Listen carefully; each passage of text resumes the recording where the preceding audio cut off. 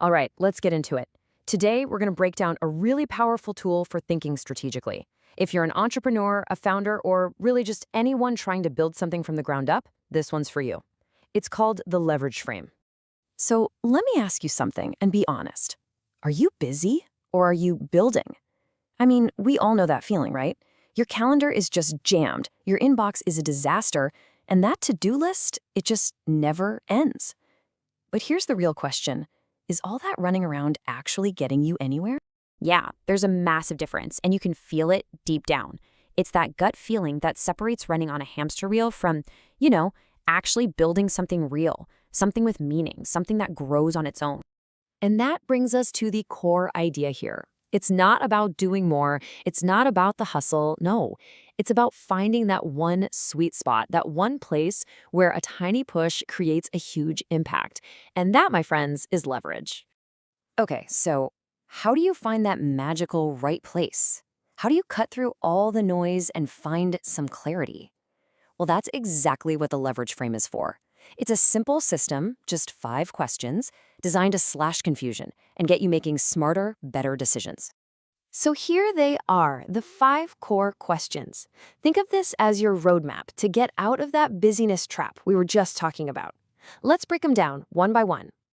Okay, question number 1, and honestly, this is the foundation for everything else. What are you actually building? I mean, really. This question is designed to make you zoom out, look past all the little daily tasks, and get crystal clear on the real, tangible thing you're creating. And this is such a powerful way to think about it. Look at this comparison. You think you're just sending emails? Nope. You're building a distribution network. You're not just writing code. You're creating a revenue engine. You see that shift in perspective? It takes you from just doing stuff to building a real asset. So that's the whole point, right?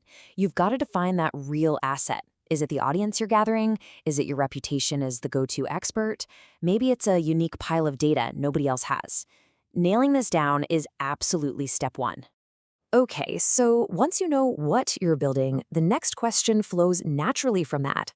Where is the real value actually being created in this whole process? This is all about finding what's called the value point.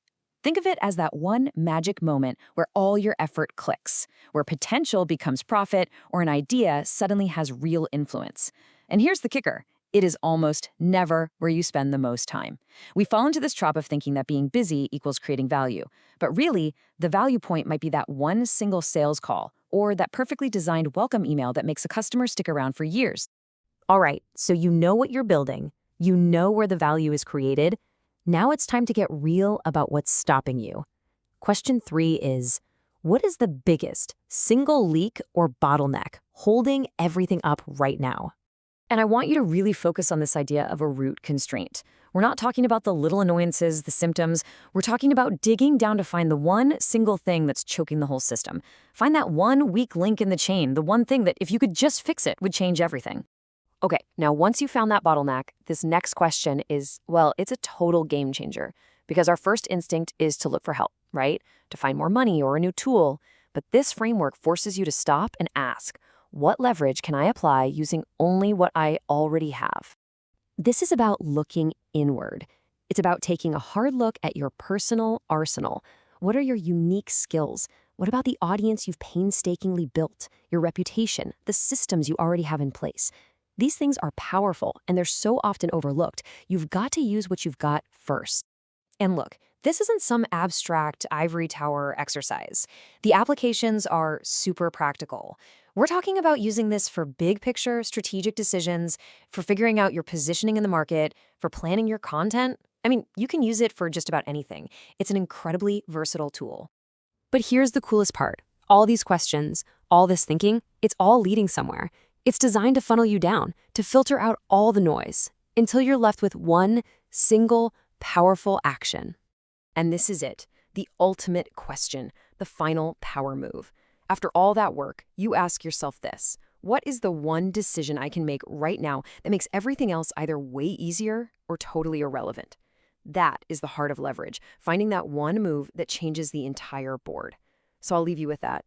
What's yours?